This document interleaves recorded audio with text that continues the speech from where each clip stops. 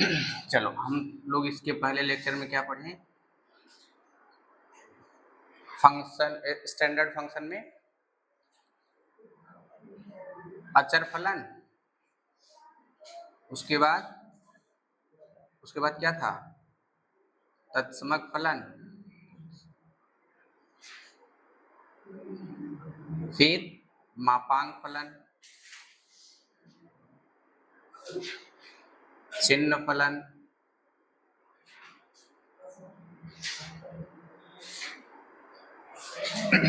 फिर महत्तम पूर्णांक फलन।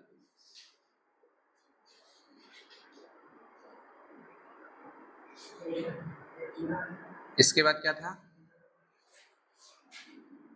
महत्तम पूर्णांक फलन कितने हो गए, 1 2 3 4 5। परिमेय फलन,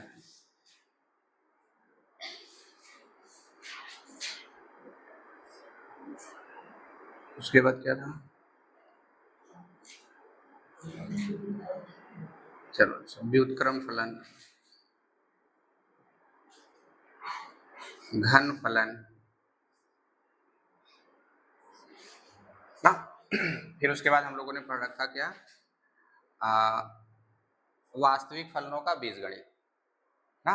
अब वास्तविक फलन के लिए हम लोग कितने फंक्शन ले लिए थे, 2, एफ और जी, जो डोमेन से कहाँ बिलोंग करते थे, इमेज बनाता था रियल पे। चलो D2 D1 कर दीजिए ना। तो फंक्शन एफ का डोमेन क्या है, D1, मैप कहाँ गया, R पे। फंक्शन जी का डोमेन क्या है, D2, मैप कहाँ गया, R पे ना। फिर इस पर हम लोग अलजेब्रा क्या क्या पढ़े, प्लस माइनस, और फिर क्या था, प्रोडक्ट में, फिर डिवीजन में ना। तो जो प्रोडक्ट वाला, एडिशन वाला, सब्ट्रैक्शन वाला था, उसमें फार्मूला आपने क्या पाया था, और फिर ये प्रोडक्ट के लिए F X into G X, इसमें क्या मिला था, एफ एक्स बटे G X, where G X is not equal to 0 ना, ये 0 नहीं होना चाहिए। फिर कुछ एग्जाम्पल पढ़े। अब हम लोग इन फलनों के संयोजन पर आधारित कुछ क्वेश्चन करते हैं, जिसका हम लोग क्या निकालेंगे, प्रांत ना। तो क्वेश्चन है, फलन f x is equal to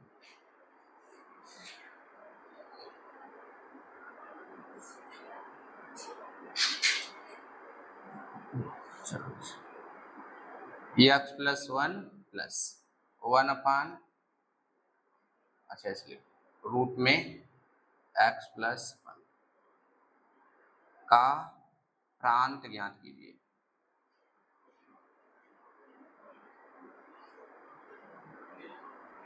ना। अब क्या निकालना है, इसका प्रांत बताना है। अब देखो कितने फलन का योग है, 2 फलन का, एक ये और एक ये ना। इसका हमें निकालना है कि प्रांत क्या मिलेगा। तो फिर वर्किंग रूल क्या है कि इस फंक्शन का अलग से निकाल लो प्रांत, और इस फंक्शन का अलग से निकाल लो, और दोनों क्या कर देंगे, इंटरसेक्शन। वो क्या कहलाएगा, इस पूरे फंक्शन का प्रांत। तो चलिए, तो पहले हम लोग निकालते हैं फलन एक्स प्लस 1, इसका प्रांत क्या होगा, इसका नाम हम लोग दे देते हैं जी एक्स, और कह दिए एक्स प्लस 1 ना। तो किसका फलन है ये, किस में फलन है, यक्स में। तो यक्स का ऐसा मान जिसके लिए जी एक्स क्या हो, परिभाषित। अब चाहे तो आप इसको एच कह दो, अब इसका नाम क्या दे दो, एफ एक्स, और इसका नाम क्या दे दो, जी एक्स। अब सही है, चलो इसका नाम लोग दे दिए, इसका नाम कह दो एफ एक्स। अब बताओ इसका प्रांत क्या होगा, यक्स की ऐसी कौन सी वैल्यू है जिसके लिए ये पूरा परिभाषित हो, या फिर ऐसा यक्स का मान बताओ जिसके लिए फलन परिभाषित ना हो, है कोई वैल्यू नहीं ना। क्या लिखेंगे कि for all x belongs to R, यानी चाहे जो रियल नंबर लो उठा के यहाँ रखेंगे, कोई न कोई अंक आएगा ना। जैसे करनी 2 रख दो, करनी 2, तो क्या मिलेगा, √2 + 1, 0 रख दो 1 मिलेगा, -1/2 रख दो, -1 रख दो, लेकिन जो वैल्यू आएगी उसको हम लोग रियल लाइन पे दर्शा सकते हैं ना। तो for all x belongs r के लिए फलन क्या है, परिभाषित है। तो x की जिन वैल्यू के लिए फलन परिभाषित होगा उन सबका क्या कर देंगे, कलेक्शन ना, वही क्या कहलाएगा, फलन का प्रांत। तो प्रांत क्या आ गया, पूरा का पूरा रियल। इंटरवल में कैसे लिखेंगे, -∞ टू इनफाइनाइट। अब ऐसे हम लोग क्या निकालते हैं अगले वाले का, तथा gx is equal to root में x+1। अब इसका प्रांत की बात करिए, ये कब परिभाषित होगा, ये कब परिभाषित होगा,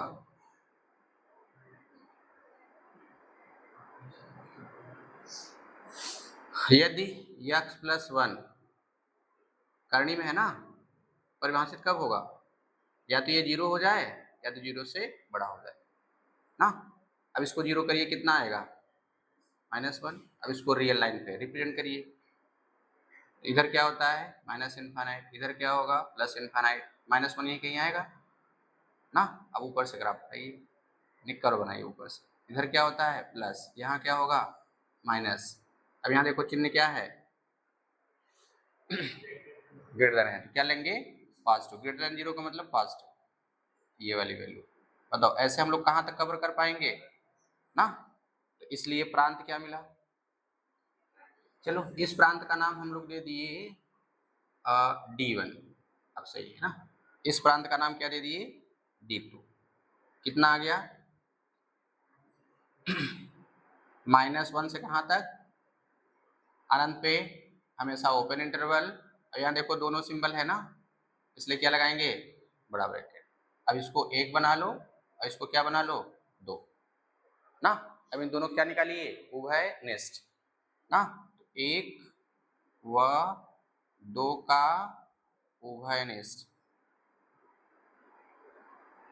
अब इसको रियल लाइन पे दिखाओ, रियल लाइन पे खूब अच्छा समझ में आएगा ना। ये हो गया -∞, ये हो गया +∞, ये इसके लिए हो गया। चलो ला लो, अब ये चीज आ गई यहाँ पे। अब ये दर्शाइए, ये कहाँ आएगा, यहीं कहीं मिलेगा, चलो ऐसे ना, ये हो गया -1। अब ये देखो कहाँ से कहाँ तक है, -∞ से ये, और कितने कंडीशन हैं, 2 कंडीशन। अब इसको ऐसे लाइन खींचिए, ये कौन सा बन गया, -∞ से +∞ ना। अब दूसरा वाला क्या है, -1 से कहाँ तक, इनफाइनाइट तक। तो -1 यहाँ है, तो -1 से कहाँ तक, इनफाइनाइट तक ना। कितने कंडीशन है, 2 कंडीशन। अब 2 लाइनें कहाँ मिली है, देखो यहाँ अकेले है, तो 2 लाइनें मिली कहाँ है, इस जगह।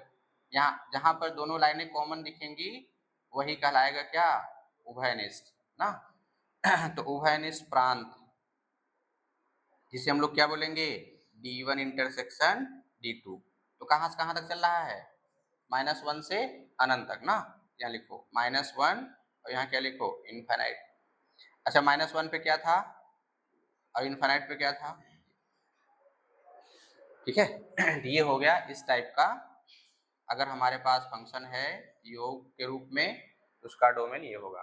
योग के रूप में हो जाए, फिर योग, अंतर और गुणा, तीनों के लिए इंटरसेक्शन ही निकालते हैं ना।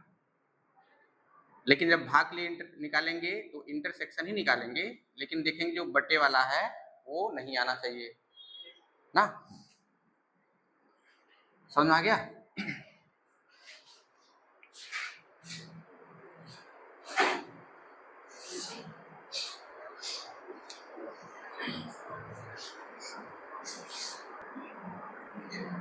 तो डोमेन निकालने का रूल वही है जैसे हम लोग इसके पीछे निकालते थे, बस यहाँ पर हम लोग देख रहे हैं कि 2-2 फलनों का योग है। अब ऐसे बहुत सारे हो सकते हैं, 4-5 फलनों का, सबका अलग अलग निकाल करके क्या करेंगे, इंटरसेक्शन निकालेंगे। और इंटरसेक्शन ऐसे देख कर निकाल पाना थोड़ा मुश्किल है ना। अगर देख के निकाल पाए तो कुछ ही क्वेश्चन ऐसे होंगे, नहीं तो क्या करेंगे हम लोग, ये रियल लाइन पे प्लॉट करेंगे। इन दोनों का क्या निकाल लेंगे, कॉमन। जितने कंडीशन उतनी लाइनें ऐसे मिलनी चाहिए, अगर नहीं मिलेंगी तो क्या लिख देंगे, 5 ना।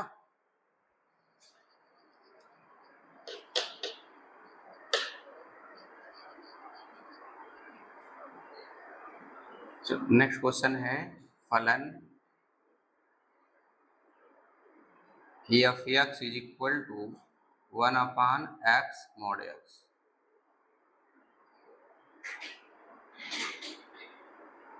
का प्रांत ज्ञात कीजिए।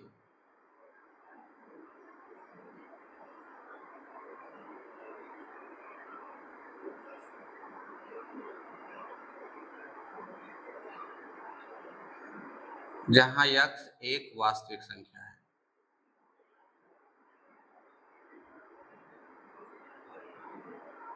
वास्तविक संख्या अर्थात x बिलोंग्स टू R ना। अब इस फंक्शन का क्या निकालना है? डोमेन।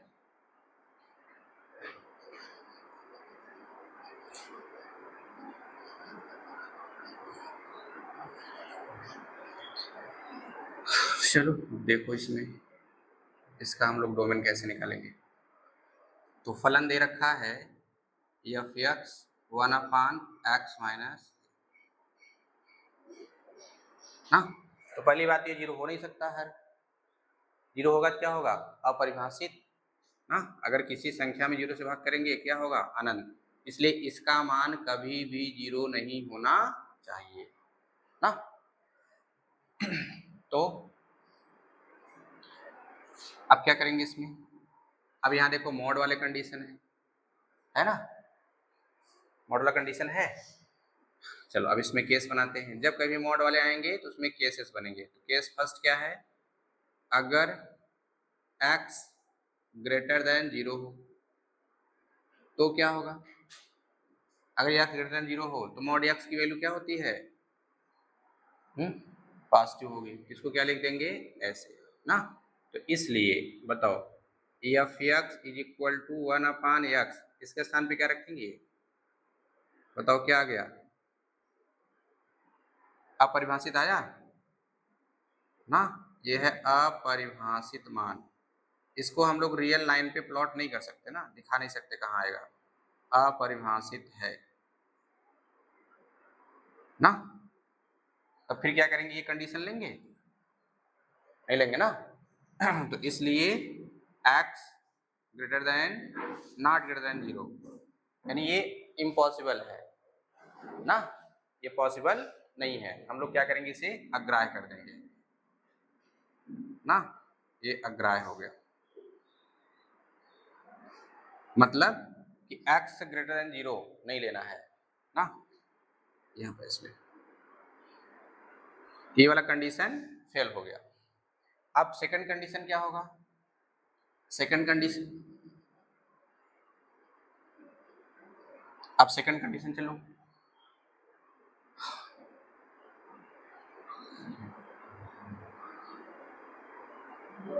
यदि x ग्रेटर देन जीरो हो तो अब ऐसा रख कर चेक कर लीजिए। अभी तो बताया गया ना जीरो नहीं होना चाहिए, लेकिन रख करके चेक करो। अगर x जीरो हो गया तो बताओ f zero 1/0 minus mod zero. Mod zero की वैल्यू जीरो ना। ये क्या आ गया? जीरो। भाग करेंगे क्या होगा ना, जो कि अपरिभाषित मान है।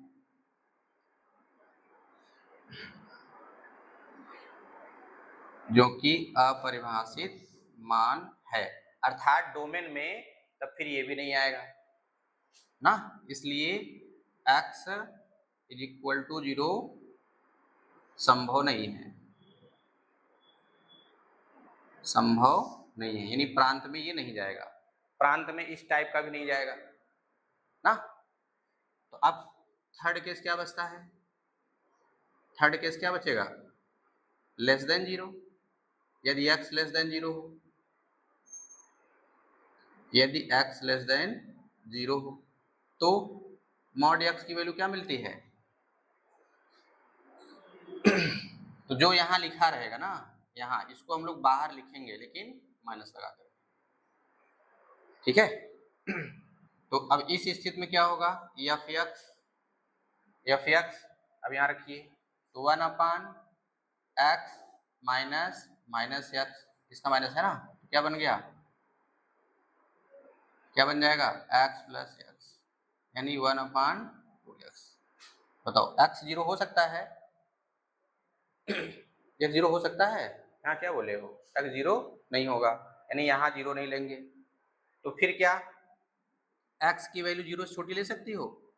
सॉरी 0 से बड़ा। क्या x की वैल्यू 0 से बड़ा ले सकते हैं? नहीं, क्यों? क्योंकि यहाँ फेल हो गया है। यानी यहाँ पर जो कंडीशन एराइज होंगे वो क्या क्या बनेंगे कि x की वैल्यू 0 लेंगे कि नहीं लेंगे? नहीं लेंगे, क्योंकि ऑलरेडी यहाँ पर आपने बना रखा है, यानी ये क्या है ये पॉसिबल नहीं है। दूसरा x ग्रेटर देन 0 लेंगे क्या? नहीं लेंगे, क्योंकि यहाँ भी कैसे, यहाँ क्या कर दिए हो, ये अभी लेने योग्य नहीं है, ये भी कंडीशन अप्लाई नहीं होगा। अब बचा कौन? अब क्या बचा कि x लेस देन 0, यही। अब यहाँ से चाहे जो वैल्यू ले लो ना, 0 मत लीजिए, 0 से बड़ा मत लीजिए, तो क्या लेना होगा 0 से छोटा। तो 0 से छोटा चाहे जो ले लो, सबके लिए क्या होगा परिभाषित -1 -2 -1/2 -√2 √2 √3/2 √3+1, जो मर्जी करे सारी वैल्यू ले लो ना। तो परिभाषित किसकी वजह से हुआ? ये फंक्शन किसकी वजह से परिभाषित हो रहा है? इसकी वजह से हो रहा है क्या? नहीं, इसकी वजह से नहीं, किसकी वजह से? तो इसलिए फलन का प्रांत क्या मिला? फलन का प्रांत क्या मिला? x लेस देन 0 ना। या इसको इंटरवल में लिखेंगे तो कैसे लिखेंगे? 0 से कहाँ तक? -∞, ये ऐसे, ठीक है ना। ये है इसका प्रांत। बाकी टेस्ट करना आपको आना चाहिए, अगर टेस्ट करना नहीं आएगा तो फिर डोमेन आप निकाल नहीं सकते। अगर निकाल भी लिए तो उसकी कोई गारंटी है भी नहीं कि सही किए होंगे ना, इसलिए एकदम बाकायदा पूरा टेस्टिंग आना चाहिए। अब इस क्वेश्चन में हम लोग थोड़ा सा परिवर्तन करेंगे। हाँ, तो नेक्स्ट क्वेश्चन आपका होगा ये 1/√x माइनस mod x, ये ना। इसे क्या कर दिया गया करड़ी में। अब बताना है का प्रांत ज्ञात कीजिए जहाँ x क्या है, एक वास्तविक संख्या है, अर्थात x बिलोंग्स टू r। अब इसका प्रांत बताइए ना।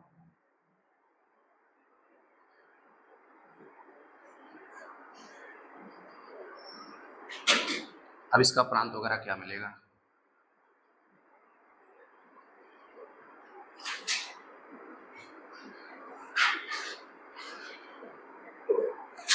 अब देखो ये परिभाषित कब होगा? करड़ी वाला है ना, यानी अपरिमेय फलन। ये परिभाषित कब होगा? परिभाषित होगा। अब कह देंगे अपरिभाषित कब होगा, ये सब ढूंढेंगे तो ढूंढते रह जाएंगे ना। जो सिंपल हो वही ढूंढ लो, अगर अपरिभाषित ढूंढना आसान है तो उसी ढूंढ लो, अगर परिभाषित ढूंढना आसान है उसको ढूंढ लो, अगर दोनों ढूंढना आसान है तो कोई दिक्कत नहीं, लेकिन लाना तो किसी एक से ही है। हाँ, दोनों को ढूंढ लेने से फायदा ये होगा कि आंसर हमारा यानी डोमेन हमारा किस किस रूप में देखने को मिल सकता है, ठीक है। चलो फिलहाल ये क्या है करने वाला है, वो भी किधर है बट्टे में है, तो बट्टे में 0 होना नहीं चाहिए, और करणी में है इसलिए 0 से छोटा नहीं होना चाहिए ना। करणी का टर्म है इसलिए 0 नहीं होना चाहिए और 0 से छोटा नहीं होना चाहिए। बचा कौन? यानी 0 ना हो, 0 से छोटा ना हो, तो बचा कौन? 0 से बड़ा वाला, यही लेंगे। ये वाला कंडीशन फॉलो नहीं करेगा, क्योंकि इस स्थिति में फलन परिभाषित नहीं होगा ना। तब क्या करना है? यदि x ये ग्रेटर देन क्या, ठीक है। लेकिन अब देखो फिर से मॉड आ गया, फिर से कितने केस बनेंगे? 3 केस। केस फर्स्ट क्या लेंगे कि यदि x ग्रेटर देन 0 हो जाए तो मॉड x क्या मिलेगा? प्लस में मिलेगा ना। चलो अब रखो यहाँ पे, इसलिए x minus x greater than 0, बताओ कितना आएगा? 0 ग्रेटर देन 0। बताओ ये संभव है? ये संभव है ना, विच इज इम्पॉसिबल, जो कि असंभव है। ऐसे लिख दो संभव नहीं है। ना। इसका मतलब ये वाला कंडीशन फेल है, या ग्रेटर देन वाला कहानी नहीं बनेगी ना। चलिए केस सेकंड में क्या करें, यदि x लेस देन 0 हो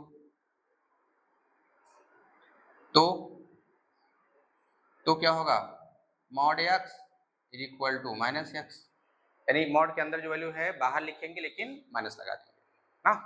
तो इस स्थिति में क्या मिलेगा, इस स्थिति में यहाँ चलिए यहाँ लिखेंगे x minus x greater than 0। सही बात है, इसकी वैल्यू क्या है, ये माइनस आई है ना, हम लोग यहाँ तो रखेंगे, कैसे रखेंगे, तो माइनस माइनस क्या बन गया प्लस एक्स ग्रेटर देन 0, कितना आ गया 2x ग्रेटर देन 0, 2 से भाग कर दो, पॉजिटिव है ना, 2 से भाग करिए, इनइक्वालिटी में कोई फर्क पड़ेगा नहीं पड़ेगा, तो सही बात है ना। तो बताओ वैल्यू क्या मिलेगी,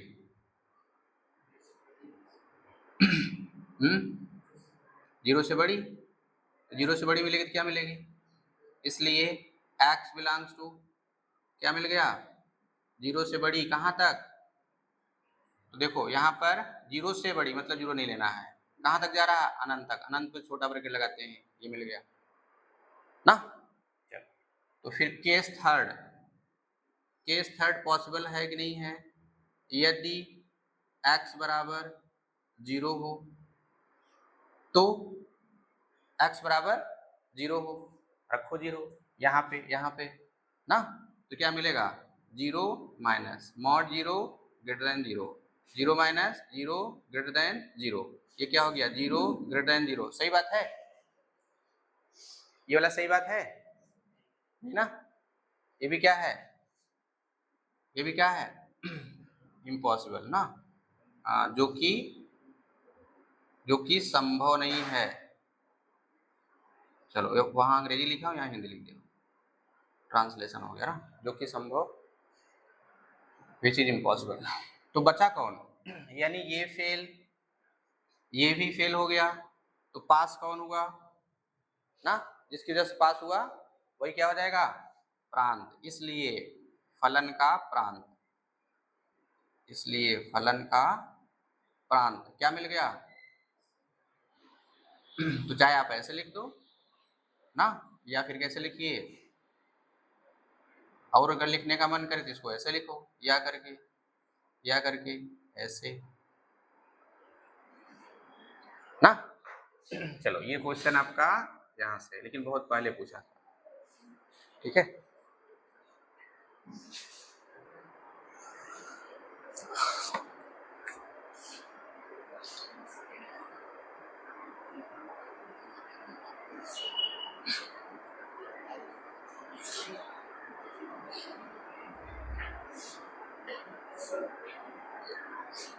चलिए होमवर्क है, 4 क्वेश्चन दे देते हैं और सबका क्या निकालना है प्रांत।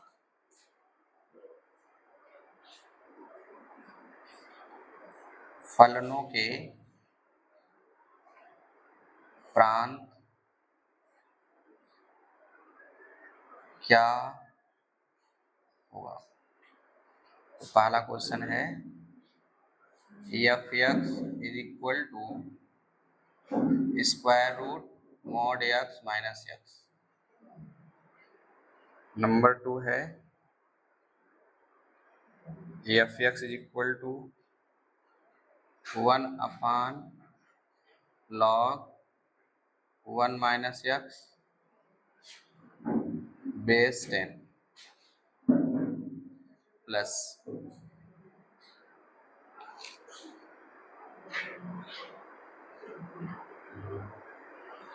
थर्ड क्वेश्चन है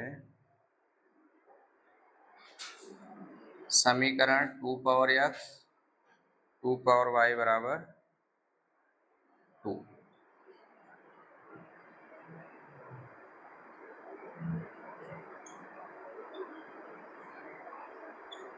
f x is equal to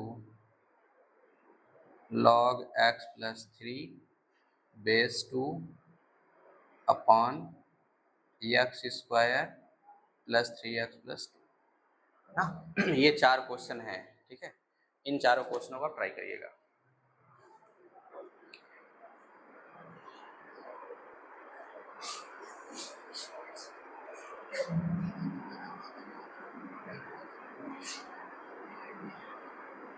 मिटाए।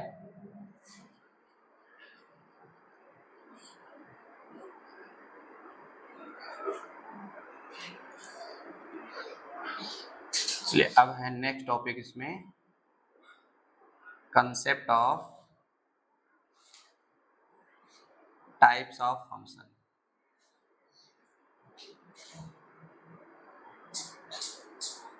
ना जो हम लोग फलन के प्रकार पढ़ेंगे उसका कंसेप्ट क्या है, ठीक है।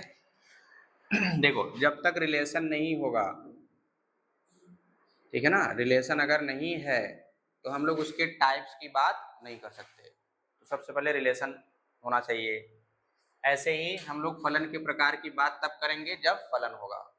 तो फलन का परिभाषा क्या था कि f कोई सेट x से y पर f कोई फलन होगा अगर डोमेन के हर एक एलिमेंट का इमेज y में यूनिक और क्या मिले, फाइनाइट मिले, ठीक है ना, अद्वितीय और निश्चित मिले। यानी यहाँ के हर एलिमेंट का इमेज यहाँ पर किसी न किसी एलिमेंट में निश्चित और अद्वितीय होना चाहिए। अगर ऐसा हो गया फिर फलन बनेगा।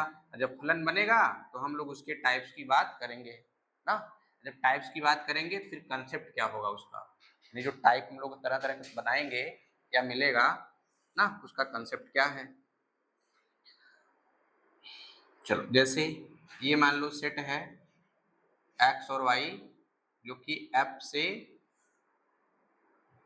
जुड़े हुए हैं। अब इसमें एलिमेंट हम लोगों ने क्या ले लिया, चलो 1 2 3 4 5 यहाँ ले लिए A B C D E F ना। बताओ यहाँ के हर एलिमेंट का इमेज इसमें होना चाहिए कि नहीं ना। बताओ कैसे बना सकते हो, एक तो ऐसे बना सकते हो कि नहीं, बना सकते हैं ना, पॉसिबल है ना। पहला ये हो गया। अब फिर से हम लोग यही सेट लेते हैं सेम टू सेम, सारे एलिमेंट भी वही रहेंगे। 1 2 3 4 5 यहाँ ले लिए A B C D E F ना। अब ऐसे भी तो बन सकता है,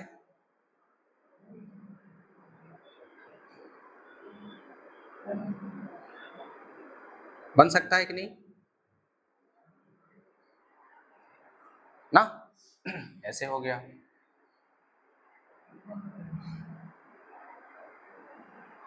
चलिए नेक्स्ट क्या बन सकता है, x से y में फंक्शन है 1 2 3 4 5। अब हमने यहाँ ले लिया क्या A B, चलो केवल ऐसे ले ली। अब देखो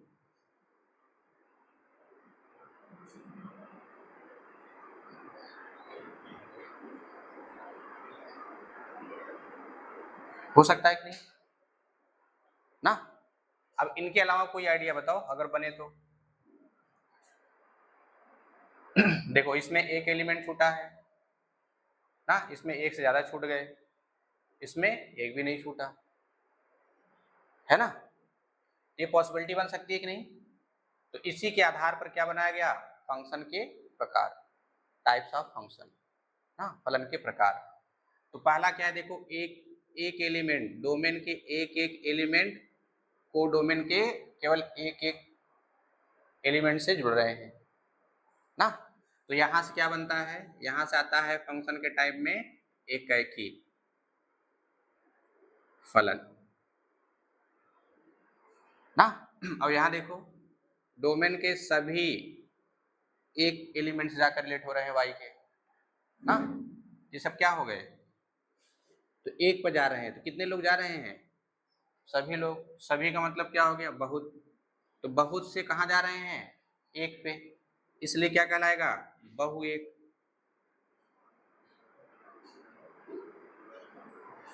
ना। अच्छा दूसरी चीज क्या है, सॉरी तीसरा क्या है यहाँ पे, यहाँ तीसरा क्या है, कोई एलिमेंट छूटा यहाँ क्या, नहीं छूटा है। इसका मतलब पूरा का पूरा ढक लिया है, पूरा पूरा क्या किया, ढक लिया है ना। और बाकी फलन तो फलन का कंडीशन सेटिस्फाई कर ही रहा है, इसलिए इसे क्या बोलेंगे, जब कोई एलिमेंट यहाँ नहीं छूटा है, किसमें नहीं छूटा है, सह प्रांत में, ठीक है ना। तो अगर सह प्रांत में कोई भी एलिमेंट नहीं छूटेगा, फलन भी हो लेकिन सह प्रांत का कोई भी एलिमेंट बचे उचे ना, उसे क्या बोलेंगे हम लोग, आच्छादक। तो आच्छादक का मतलब होता है एकदम हिंदी सिंपल भाषा में ढक लेना, हाँ, आच्छादित कर लेना, ढक लेना। लेकिन यहाँ देखो ऐसा है क्या, नहीं है ना। तो ऐसी स्थिति में हम लोग इसे क्या बोलेंगे, चलो इसी को दूसरा भी कर सकते हैं कि ये अंतरक्षेपी है, इसे हम लोग क्या बोलेंगे, अंतरक्षेपी।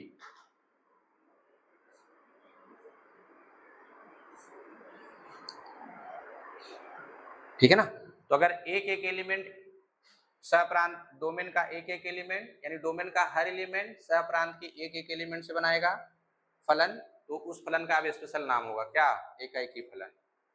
लेकिन अगर प्रांत के सभी सप्रांत के एक एलिमेंट जाकर के जुड़ जाएंगे, वो क्या कहलाएगा, बहु एकाएकी। और अगर छूट गया तो उसे क्या बोलेंगे, अंतरक्षेपी। यहाँ भी देखो छूटा है ना, यानी ये भी क्या है, अंतरक्षेपी है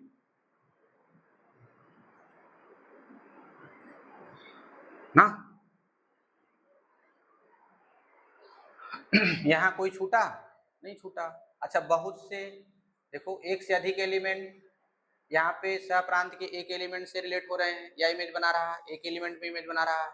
मतलब ऐसे दर्पण के सामने आप खड़े हो जाओ, दर्पण के सामने खड़े हो जाइए, सबका इमेज एक ही दिखे वहां पे, एक ही ना, तो उसे हम लोग क्या बोलेंगे, बहु एक। देखो ये आच्छादक है क्योंकि पूरा का पूरा ढक लिया है, कोई खाली नहीं है।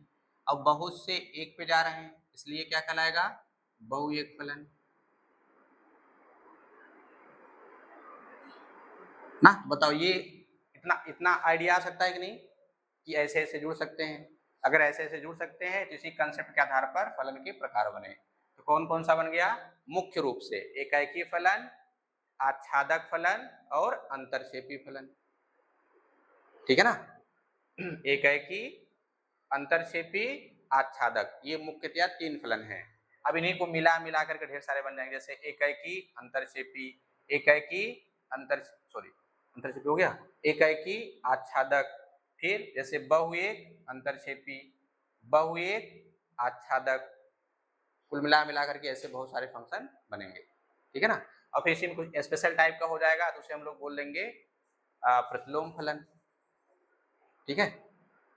इसे नोट कर लो, अब नेक्स्ट डे हम लोग पढ़ेंगे टाइप्स ऑफ फंक्शन। वैसे फलन के प्रकार की संकल्पना।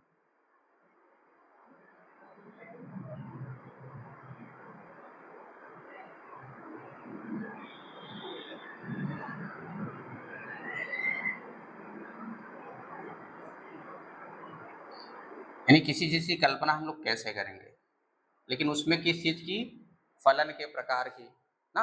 इसके पहले हम लोग किसकी कल्पना करें, फलन की।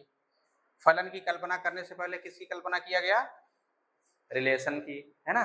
तो वो सब एक दूसरे से जुड़े हुए हैं। तो नेक्स्ट लेक्चर में हम लोग आएंगे टाइप्स ऑफ फंक्शन, जो कि मोस्ट इंपॉर्टेंट है और आपके बोर्ड एग्जाम में वहां से क्वेश्चन आना ही आना है।